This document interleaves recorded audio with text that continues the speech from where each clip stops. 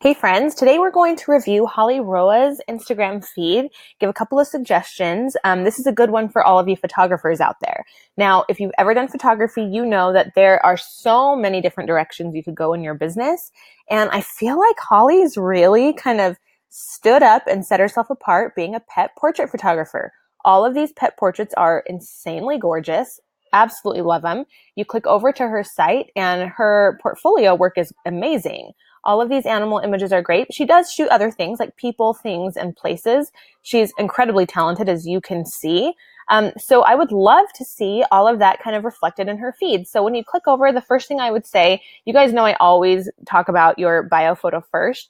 And the reason is because I'm such a stickler for the first impression is really your make it or break it moment on Instagram. People are going to pass through your Instagram feed without really digging in on that first impression. So you need to make sure you're trying to project what you want people to kind of walk away with your brand immediately. So she does have her business, HJR Photos, as her handle, which I think is brilliant.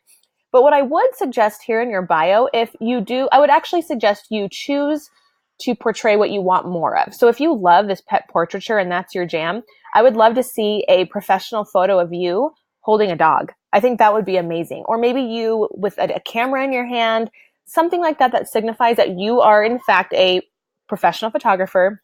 We can actually pay you dollars in exchange for taking photos. But I think if you had an image of you and a dog, with your camera in your hand, I think that would be totally a hit, and it would make people already understand, like, okay, I want to hire her to take photos of my dog.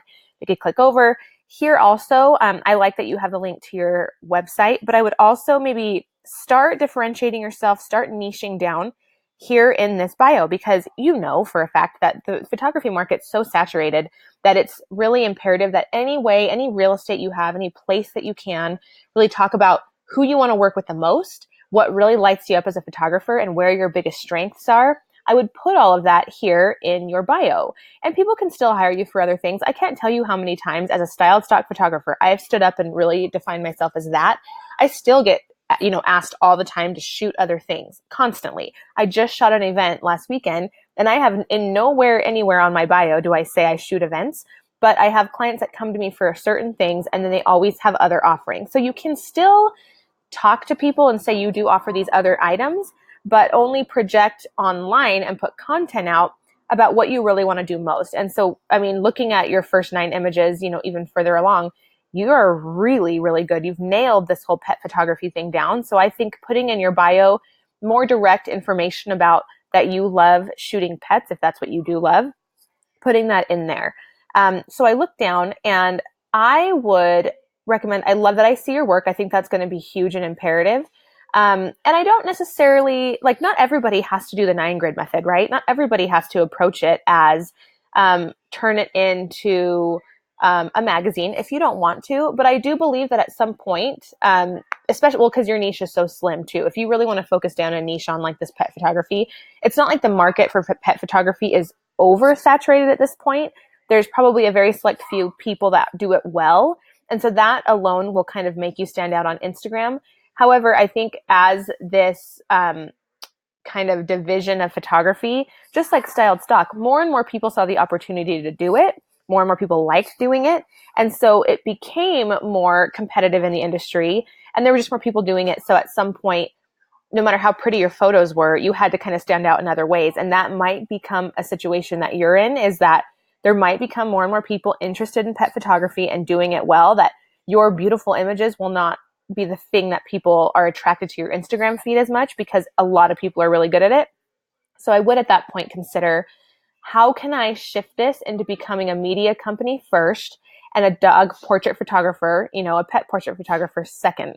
So I would think about that. Like if you were hired to take photos of a pet for a magazine, for a publication, what publication would that be? What are the items that they share in there? When people are searching, think about your end client. Like when people are searching for portrait photography for their animals, where would be the place that they would look for that? What magazines would they see that that service offered in, and what other content is that magazine offering? So those are the things I would absolutely think about.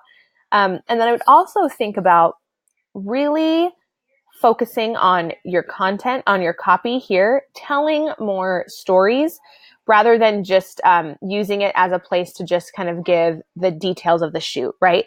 Really focus on that storytelling. Now, if you're not great with words, you might want to find a partner up and have someone that's better at the words of posts while you're really good at the visuals and nailing those down, and seeing if you can build on somebody else's strength to get those words down. Because what you're sharing is awesome. Like, oh, good boy at the office. That's great. But it's not telling anything. It's not really giving a whole lot of value. It's more right now, it feels like your feed's a lot of portfolio work, right? It's like a lot of look at me, look what I do, instead of fostering conversations. So I would recommend trying to think about it in that way. What can I share on here that's going to foster engagement and get people to leave comment and start conversations with me, especially my ideal clients?